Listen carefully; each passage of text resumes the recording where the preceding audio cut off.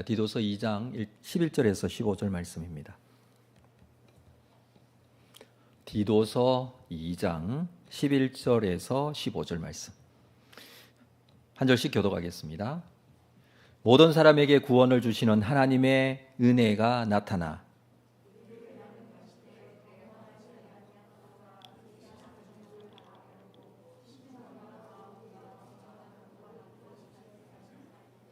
복스러운 소망과 우리의 크신 하나님 구주 예수 그리스도의 영광이 나타나심을 기다리게 하셨으니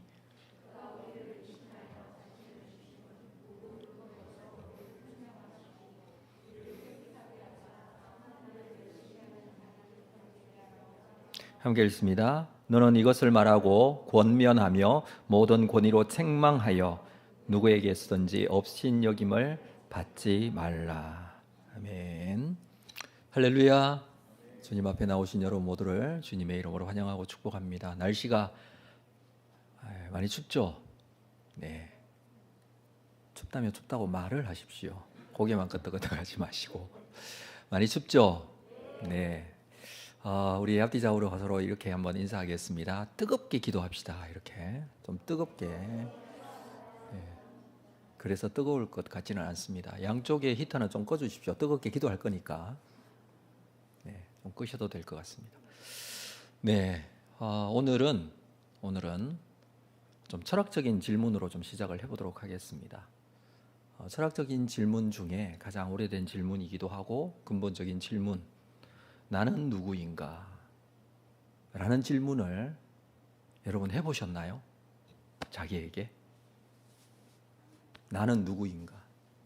이름 석자 알고자 이 질문을 드리는 건 아닙니다. 나는 도대체 누구인가에 대한 질문이 좀 정확해야 된다고 생각합니다. 그리고 그 질문에 대한 답도 정확해야 된다고 생각합니다. 왜냐하면 이것은 철학적인 질문일 뿐만 아니라 신앙적인 질문이기도 합니다. 하나님 앞에 선 우리가 나 자신에 대한 분명한 영적인 정체성이 없으면 살게 되는 여러 가지 현상, 사건, 상황 속에서 쉽게 흔들립니다. 기준이 흔들립니다. 여러분, 날씨가 춥다고 교회의 기둥이 흔들리지는 않습니다. 그렇죠? 그냥 기둥은 있습니다. 그러나 날씨는 춥습니다. 오늘 바람도 불고 날씨도 춥고 이번 주에는 특히 더 추운 것 같아요. 마찬가지로 우리의 삶 속에서 일어나는 이 추위와 같은 또 바람과 같은 또는 좋지 않은 날씨 속에 이어지는 폭우나 폭풍과 같이 여러 가지 상황들이 항상 일어납니다. 예기치 못하고 계획한 대로 절대로 상황은 진행되지 않죠. 자, 그 상황에서 그렇다고 해서 기준이 흔들려서는 안 된다는 거예요. 그 기준이라는 것이 바로 내가 누구인가에 대한 분명한 답을 가지고 있는 것이라고 생각합니다. 나는 누구입니까? 나는 도대체 누구일까요? 네, 저 정도의 답을 가지고 있으면 그래도 한 70점 이상은 되는 것 같습니다. 어느 정도 자기 자신에 대한 분명한 결론을 가지고 있어야 됩니다. 그리고 내가 누구인지에 대한 정확한 인식이 있어야 됩니다. 이사야 선지자는 하나님의 성전에 들어갔다가 자신이 누구인지를 발견했어요. 거기에서 거룩하신 하나님을 만나게 되죠. 성전 가득히 하나님의 옷자락이 채워지고 그의 거룩하신 하나님, 주변의 천사들도 너무 거룩하여 눈을 가리면서 하나님을 보지 못하고 날면서 거룩하다를 외치고 있는 그 상황을 이 이사야 선지자가 보게 되는데 그 하나님을 만나고 나서 자기가 누구인 줄 알았어요. 나는 죄인이다. 부정한 백성 중에 거주하면서 거룩하신 하나님을 만났다. 이게 자기 자신에 대한 분명한 인식이죠. 나는 누구인가? 나는 누구인가라는 질문 다음으로 할 수 있는 질문이 있습니다. 나는 누구인가 알았어요. 여러 가지 인식들이 있을 것인데 거기에 대한 정답이 있는 게 아니라 내가 나 자신에 대해서 누구인가를 알아야 되는데 안다면 그렇다면 나는 무엇을 할 수 있는가입니다. 또는 무엇을 해야 하는가입니다. 왜냐하면 나는 존재하는 그냥 있는 사물이 아니잖아요. 여기는 주보가 있는데 주보가 자신이 누구인지를 안다고 합시다. 주보예요. 그러면 주보로서 해야 할 일이 있잖아요. 나는 무엇을 할 수 있는가? 예, 주보는 아주 중요한 일을 하죠. 마찬가지로 나는 누구인가에 대한 분명한 정체성에 대한 답을 본인이 가졌다면 그렇다면 나는 무엇을 할 수 있는가예요. 또 무엇을 해야 하는가예요. 이 두 가지 주제로 오늘 말씀을 좀 보았으면 좋겠습니다. 바울이 그레데 섬에 남아있는 디도에게 보낸 목회 서신이 디도서입니다. 바울이 디도와 함께 그레데 섬에 갔다가 디도를 남겨두고 와요. 1장 5절에 보면 남겨둔 이유를 이렇게 말합니다. 남은 일을 정리하고 각 성의 장로들을 세우게 하려고. 크게 두 가지였어요. 남은 일, 바울과 함께 그레데 섬의 복음화를 위해서 애쓰다가 세워진 교회들이 있고 그런데 거기에 남겨진 여러 가지 일들이 있으니 이걸 좀 정리하고, 그리고 각 성마다 그레데 섬이 굉장히 큽니다. 적은 섬이 아니에요. 면적으로 본다면 제주도보다도 4-5배 큰 그런 섬이에요. 그 섬에 각 성마다 이제 이 도성이 있었겠죠. 그 성마다 장로들을, 왜 장로를 세우냐면 각 성마다 교회들이 세워지기 때문에. 가정교회죠. 지금으로 말하면 그 교회들이 있는데 장로들을 세우고 또 이후에 감독도 세우고. 자, 그렇게 하기 위하여 디모데를 남겨두었는데 바울이 디도를 남겨두었는데 이 바울이 나중에 디도에게 편지를 써서 보냅니다. 너는 이 그레데 섬에서 목회할 때에 또 장로를 세울 때에 지도자들을 세울 때 이렇게 해야 한다. 또 그들에게 이렇게 말해야 된다. 이 내용이에요. 이게 디도서가. 그러니까 목회 서신이죠. 개인적으로 목회를 감당하고 있던 디도가 바울의 편지를 받고 참 목회에 도움을 많이 받았을 것 같아요. 그래서 그 지도자가 갖춰야 할 덕목에 대해서, 지도자는 이런 덕목들을 가지고 있어야 되고 또 너 자신도 여기에서 목회를 하면서 이런 생각을 놓치지 말아야 된다. 그러면서 신앙적인 기준에 대한 이야기를 해주고 있습니다. 저는 그것이 오늘 14절 본문에서 한번 먼저 찾아보도록 하겠습니다. 자, 14절 말씀 같이 읽을까요? 14절 시작.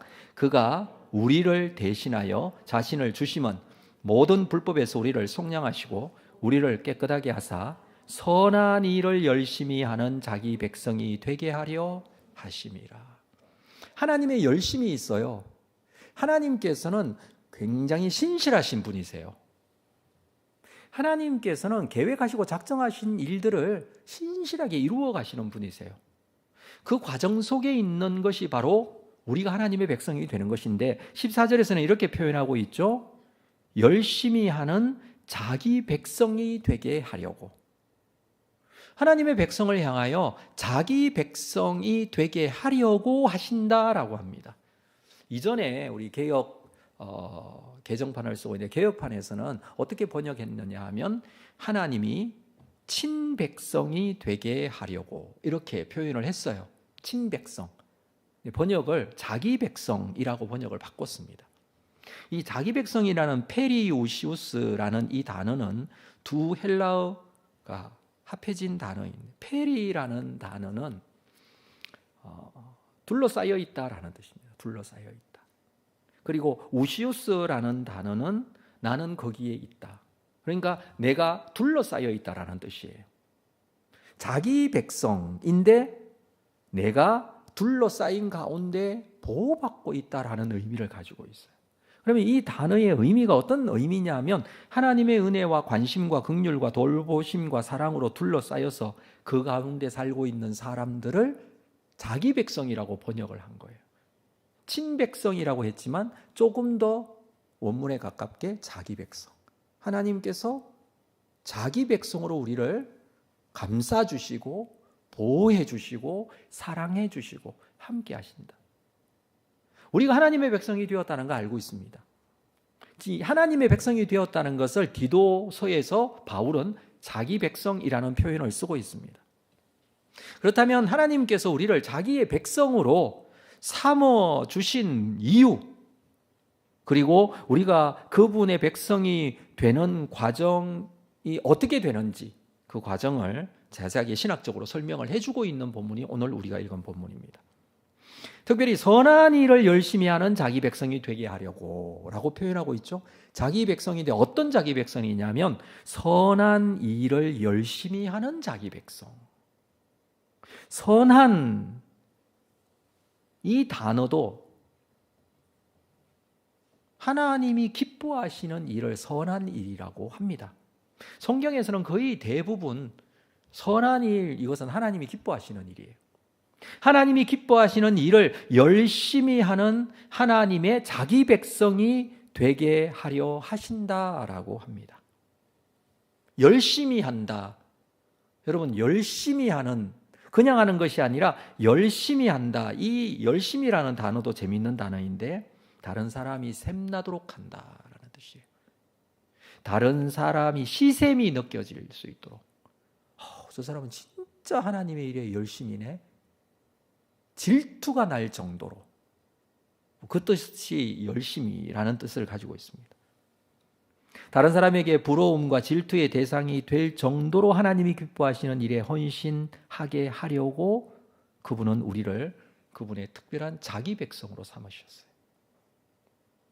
여기에 누군가 몇 사람만 자기 백성으로 삼으신 것이 아니라 우리를 하나님의 자기 백성으로 삼으셨습니다.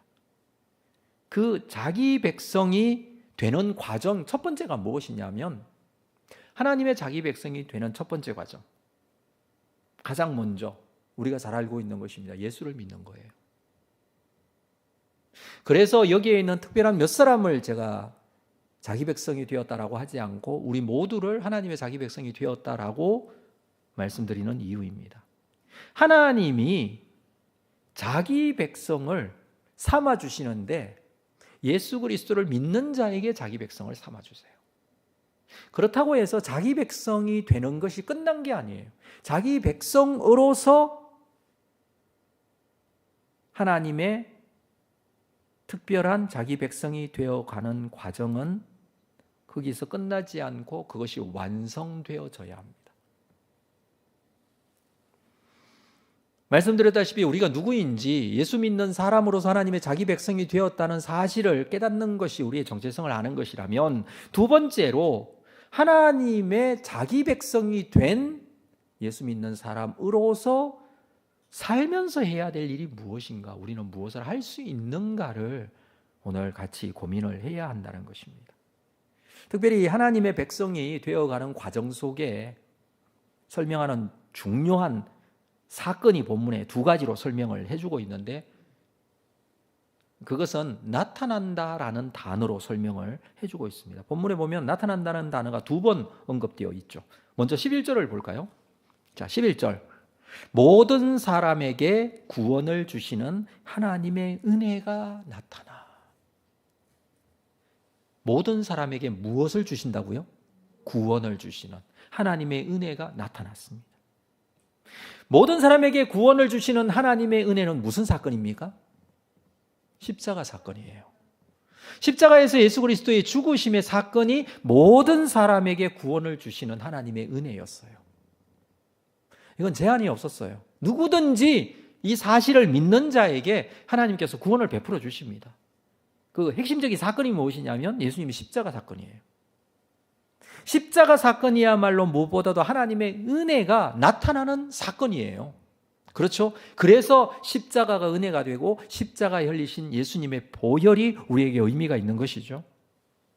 우리는 이 구원을 받을 자격이 전혀 없는 사람들이지만, 그러나 모든 사람에게 이 십자가의 예수 그리스도의 죽음의 사건을 받아들이고 내가 죄인됨을 인정하고, 그러나 십자가로 인하여 죄사함을 믿는 자에게, 모든 자에게 하나님께서 구원을 베풀어 주십니다.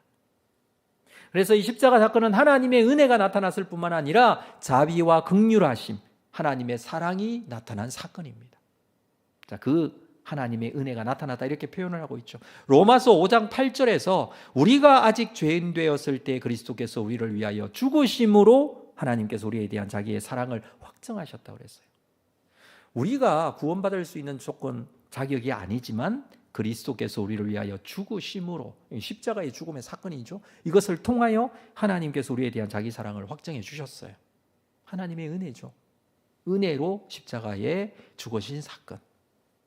그래서 그 십자가를 통하여서 하나님의 은혜가 나타났습니다. 이 은혜로 말미암아 하나님의 진노를 피할 수 없었던 우리가 죄 사함을 받고 구원을 받았습니다.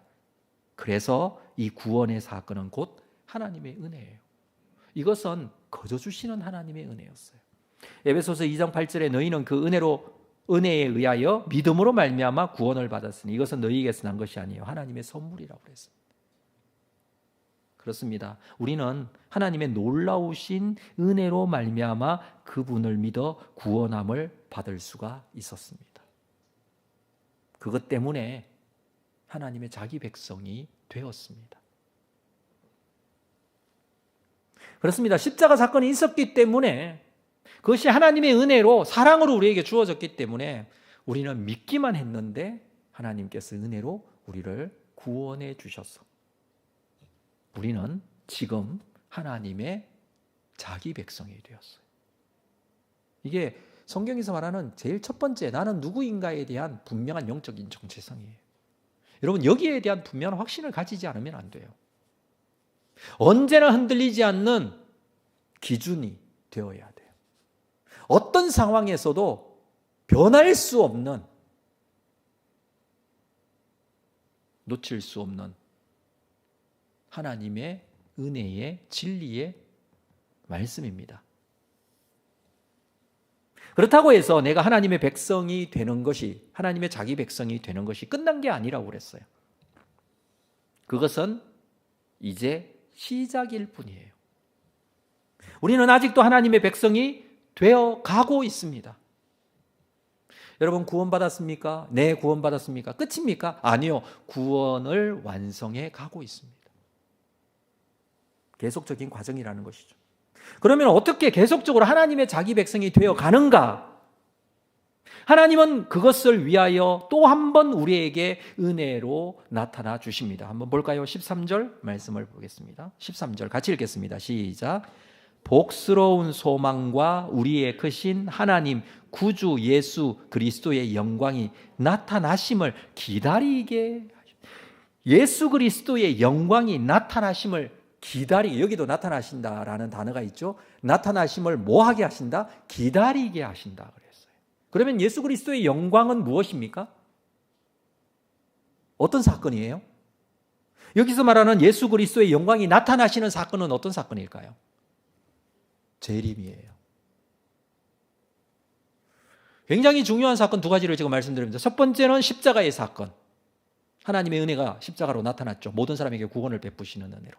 두 번째 사건은 예수 그리스도의 영광이 나타나실 것인데 그것을 기다리게 하신다 그랬는데 이 예수 그리스도의 영광이 나타나심은 재림하시는 예수님이에요. 이것을 기다리게 하신다 그랬어요. 그렇습니다. 구원은 언제 완성이 됩니까? 예수 그리스도의 재림 시에 완성이 됩니다. 그때 하나님의 자기 백성이 완성되어지는 거예요. 그때를 뭐 하게 하신다? 기다리게 하신다. 그래서 지금 우리가 무엇을 하고 있느냐 하면 예수님의 재림을 기다리고 있는 사람들이에요. 두 번째 정체성이기도 하고 지금 우리가 예수님의 재림을 기다리면서 무엇을 해야 할 것인가? 이것이 오늘 질문 두 번째 중요한 답이 될 것입니다. 자, 여기 자세히 보면 13절에 우리의 크신 하나님 구주 예수 그리스도 그랬습니다. 예수 그리스도를 어떻게 표현하고 있냐면 하나님이라고 표현하고 있어요. 우리가 알고 있는 성부, 성자, 성령, 삼위일체 하나님. 그렇죠? 근데 예수 그리스도에 대해서 하나님인지 사람인지에 대한 논란이 초대교회에 굉장히 많이 있었습니다. 잘못된 가르침들이 자꾸 들어와서 문제가 일으키는 부분에 있어서 예수 그리스도에 대한 부분이 많이 있다고 그랬어요. 이 기독론 논쟁이죠. 이런 논쟁들이 계속 있어 왔는데 성경에서 분명히 우리에게 하나님 구주 예수 그리스도라고 말해주고 있어요. 예수님은 하나님이세요. 그렇죠?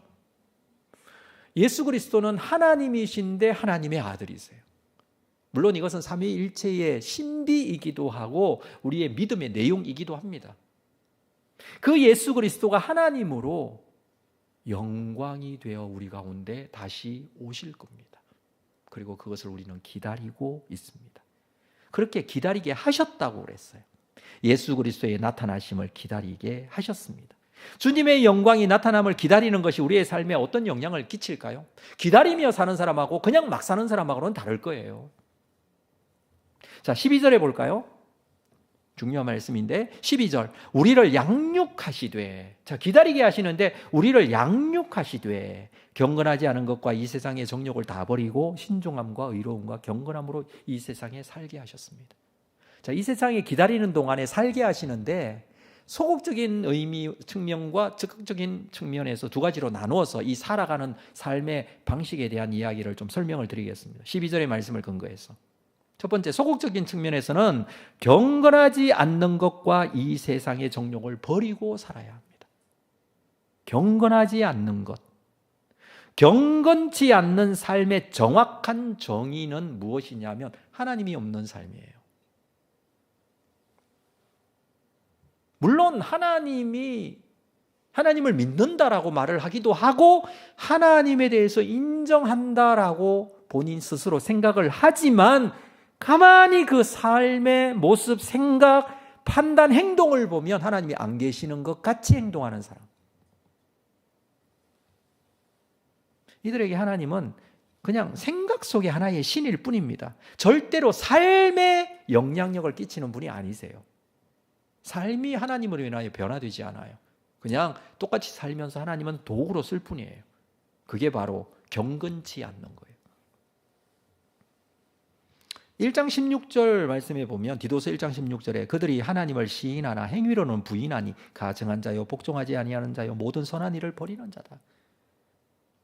유대주의, 율법주의에 빠져 있어 할례를 주장하는 사람들을 향하여 이렇게 지금 바울이 디도에게 말하고 있어요. 하나님을 시인하나 그랬어요. 그렇죠. 하나님 믿고 있다고 하죠. 그러나 행위로는 부인한다. 하나님은 우리에게 은혜를 베풀어 주시는 분이신데 행위는 어떻게 합니까? 내가 뭔가 열심히 해야 구원받는다 이렇게 생각하시는 그게 하나님의 은혜예요? 우리가 열심히 해서 구원받는 거지? 그건 은혜가 아니죠. 왜 은혜가 됩니까? 우리의 행위로 구원받는 게 아니에요. 전적인 믿음으로 구원받기 때문에. 그렇습니다. 하나님을 머릿속으로는 생각으로는 말로는 인정하고 하나님 믿는다고 하지만 행동으로는 하나님 없는 것 같이 행동하고 생각하는 경우 경건치 않는 거예요. 경건이라는 단어 자체는 하나님을 인정하는 거거든요. 하나님의 살아계심을 인정하는 삶의 모습이거든요.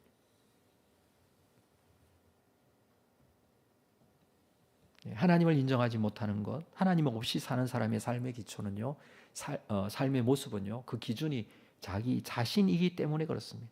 자기만 의식할 뿐 하나님을 의식하지도 않고 알지도 못합니다. 이런 자세로 사는 것이 바로 불경건, 경건치 않은 모습인데 정말 구원받은 자로서 나를 구원하신 주님의 영광이 나타나기를 참으로 기다린다면 우리는 경건치 않는 것을 버리게 됩니다. 두 번째로 이 세상의 정욕을 버릴 수가 있습니다. 그래서 경건치 않은 것과 이 세상의 정욕을 버린 것 이렇게 표현을 하고 있죠. 이 세상의 정욕이 무엇이냐 하면 이 세상을 추구하는 세속적인 삶인데 이것을 다른 말로 표현하면 세속적인 삶은 무엇이냐면 이 세상만 알고 오는 세상에 대해서 모르거나 인정하지 않는 거예요. 여러분 세상은 이 세상이 끝입니까? 아니요, 오는 세상에 있어요. 내세에 대한 생각을 갖지 않는 삶이에요. 이 세상에서 모든 것이 끝나는 것인 양 행동하고 생활하는 것, 이 세상의 정욕을 따라 살아가는 것이죠. 그러나 세상은요, 이 세상만 있는 게 아니에요. 정말 저 세상이 있어요. 저 세상은 무엇입니까? 예수 그리스도의 영광이 나타날 그때부터 시작이 될 예수님의 재림 이후의 삶. 이 내세에 대한 삶을 준비하고 사는 사람은 이 세상에서만 세속적인 정욕을 따라 살지 않습니다. 다음 세상을 준비하는 삶을 사죠. 그래서 경건치 않은 것과 이 세상의 정욕을 버리고 지금 여기서 예수 그리스도의 영광이 나타나실 때까지 살아가는 것. 소극적인 측면이라고 그랬고요. 적극적인 측면에서 볼까요? 신중함과 의로움과 경건함으로 이 세상을 산다. 살 때 어떻게 산다고요? 세 가지. 첫 번째 신중함, 두 번째 의로움, 세 번째 경건함. 다시 경건이라는 단어를 쓰고 있지만 이것을 이렇게 좀 생각을 해볼 필요가 있어요. 관계적인 측면에서 세 가지 단어를 저는 쓰고 있다고 생각을 해요. 신중함, 이건 자기 자신에 대한 부분이에요. 의로움, 이것은 이웃에 대한 부분이에요. 경건함, 이것은 하나님에 대한 부분이에요. 자, 세 가지 측면에서 우리가 예수 그리스도의 재림의 시간까지 기다리며 사는데 어떻게 산다고요? 자기 자신에 대해서는 신중함을 가져야 돼요. 이 신중함은 자신의 어떤 정욕, 욕심을 절제하면서 사는 삶을 말합니다. 이 신중하다라는 의미예요. 우리가 우리 자신에 대해서 분명히 알았다면 우리는 자신에 대해서 신중해야 돼요. 자신을 함부로 대해서는 안 되죠. 나 자신에 대해서 신중해야 돼요. 잘못된 생각이 무엇이냐면 요즘 개인적인 성향, 인격 또는 개인의 의견 또 개인의 자유 이런 것들이 강조되다가 보니까 이게 좀 범위를 벗어나는 경우들이 있어요. 자기 자신에 대해서 신중해 버리지 못하는 것. 그게 오히려 자기 자신을 해하는 것인데도 불구하고 신중하지 못해서 극자유주의로, 극개인주의로 나아가게 되고 그것이 꼭 자기를 위하는 것인 양 여기는 경향이 굉장히 많아졌어요. 그러나 정말 자기 자신에 대해서 신중해 보십시오. 그렇죠? 신중해 보십시오. 여러분, 먹을 권리와 자유가 있어요. 아무거나 먹을 권리가 자유가 있어요. 그렇다고 해서 국가에서 마약이라든지 그런 것들은 못 먹게 하잖아요. 왜 그렇습니까? 그건 좋지 않은 거예요. 근데 나 자유지 나 자유인데 왜 그걸 못 먹게 해? 잘못된 극자유주의로 나가면 문제가 되듯이 자기 자신에 대해서 정말 한 번 더 신중해야 돼요. 영적으로 신중해야 된다는 것을 말하는 거예요. 우리가 살아갈 때 자신에 대해서 신중하십시오. 두 번째, 이웃에 대해서는 어떻게 하라고요? 의로움을 가져야 돼요. 연결되어 있는 것이지만 자기 자신에 대한 부분과 이웃에 대한 부분이 연결되어 있는 거지만 이웃에 대한 부분에 있어서 정의로움이 있어야 됩니다. 정의가 왜 필요합니까? 혼자 살면 정의가 없어도 돼요. 근데 함께하는 사회 속에서는 정의가 있어야 돼요. 의로움이 있어야 돼요. 그래서 이웃과의 관계 속에서 정직한 관계, 투명한 관계를 맺고 살게 되어져야 한다는 것입니다.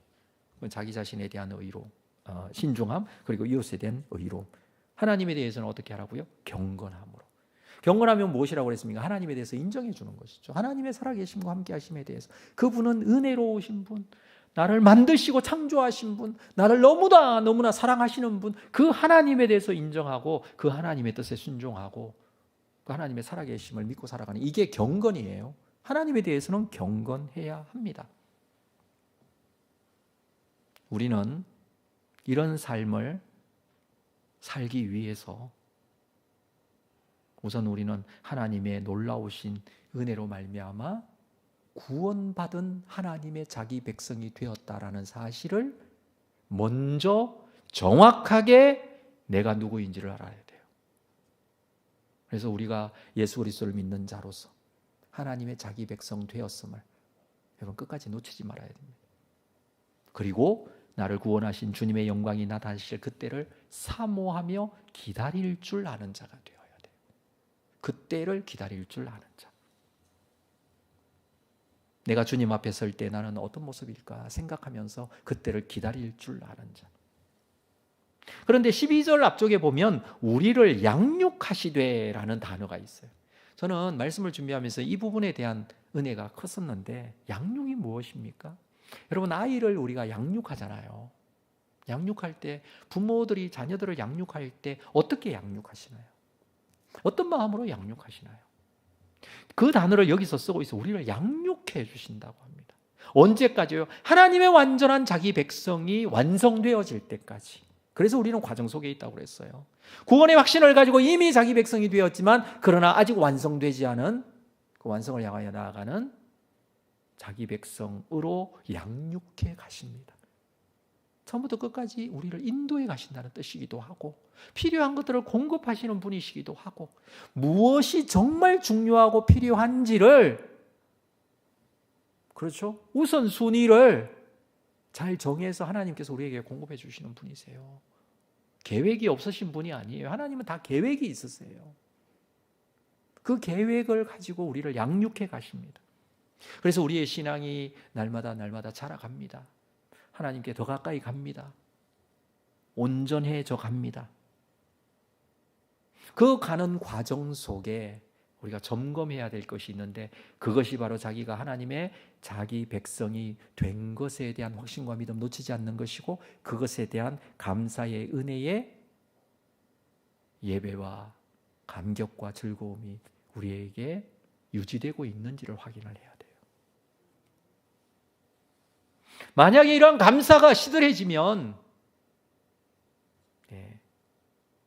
그것은 다시 자신을 잘 점검해야 될 적신호예요. 내가 신앙생활을 얼마만큼 정상적으로 하고 있는가에 대한 하나님의 은혜에 대한 감격과 감사가 생생하게 내 속에 살아있는지를 보면 우리가 잘 알 수 있습니다. 그래서 우리가 점검해야 돼요. 항상 이 관점을 놓치지 말아야 됩니다. 우리를 양육해 가십니다. 완성된 사람은 없습니다. 아직 완성된 사람은 없어요. 우리는 이 과정 속에 있어요. 기다리는 과정 속에 있습니다. 그러나 걱정하지 않을 것은 하나님께서 우리를 양육하시는 분이세요. 우리가 애쓰고 노력해야 될 부분이 있죠. 그것이 무엇입니까? 경건지 않은 것, 이 세상의 정욕을 버리고 자신에 대해서는 신중하고 이웃에 대해서는 의롭고 하나님에 대해서는 경건하고, 이러한 삶을 살게 될 때에 하나님의 자기 백성으로 완성되어져 가는 과정 속에 있다는 것입니다. 자, 15절 마지막으로 한번 볼까요? 15절 말씀 같이 읽겠습니다. 시작. 너는 이것을 말하고 권면하며 모든 권위로 책망하여 누구에게서든지 업신여김을 받지 말라. 여러분, 디도에게 지금 바울이 말합니다. 너는 이것을 말하라고 합니다. 지금까지 했던 말이에요. 앞에 있던 말, 이걸 말하라고 합니다. 그리고 권면하라고 합니다. 조금 다른 측면에서 그렇게 표현하고 있죠. 권면도 해야 합니다. 때로는 권위로 책망하라고 합니다. 정확하게 일러주라는 것이죠. 우리가 책망의 말씀으로 받을 수도 있어요. 그렇지 못한 사람들은 정확한 책망의 말씀으로 받아들여져야 합니다. 그리고 우리가 고쳐야 하고 또 정확해야 되고 하나님 앞에 우리의 모습이 어떠한지를 확신을 해야 됩니다. 그리고 누구에게서든지 업신여김을 받지 말라. 누구에게서 업신여김을 받을까요? 약한 사단 마귀는 우리를 업신여깁니다. 자기가 누군지도 모르고 지가 뭘 해야 될지도 모르고 업신여길 수 있어요. 여러분, 우리 누굽니까? 우리는 무엇을 할 수 있습니까? 지금 무엇을 하며 살아야 됩니까? 지금까지 말씀을 함께 나누었습니다. 업신여김을 받지 마십시오. 사랑하는 성도 여러분, 하나님의 자기 백성이 되었음을, 이건 믿음으로 된다고 그랬습니다. 하나님의 십자가의 은혜의 사건으로 말미암아 우리를 하나님의 자기 백성으로 삼아 주심에 대한 확신과 믿음으로 자기 백성이 되었음을 잊지 마십시오. 이건 자기의 정체성이에요. 두 번째로 하나님의 자기 백성이 되어 가시기를 바랍니다. 완성해야 될 부분이에요. 그건 그때까지 기다리는 거예요. 기다리면서 우리가 해야 될 일들에 대해서 함께 나누었습니다. 이 땅에서만 사는 자가 아니라 이후에 하나님의 나라에 완성될 세상을 바라보며 믿음으로 그 믿음 지키면서 여기에서 승리하며 믿음 가운데 서시는 여러분 되셔서 이것을 말하고 권면하고 책망해서라도 알릴 수 있는 믿음의 사람 다 될 수 있기를 주님의 이름으로 축복합니다. 기도하겠습니다. 하나님 아버지, 나에게 주신 몇 가지 질문을 함께 나누었습니다. 우리의 질문에 대한 답이 분명히 있는지 돌아보게 하시고 이 답을 가지고 우리의 신앙생활을 해나가기를 원합니다. 하나님의 자기 백성이 되었습니다. 하나님의 자기 백성이 되어 갈 것입니다. 주님, 이 믿음과 확신을 놓치지 않도록 우리를 붙잡아 주시고, 비록 추운 날씨와 같이 흔들리는 상황과 사건과 현상 속에서도 언제나 흔들리지 않는 분명한 기준을 가지고 오히려 더 성숙하여지고 믿음 가운데 거룩하여지는 믿음의 사람들로 서서 우리가 드려지는 이 기도의 제목 속에 주님 역사하시고 우리의 심령 가운데 확신으로 더하여 주실 줄로 믿습니다. 예수님의 이름으로 기도합니다.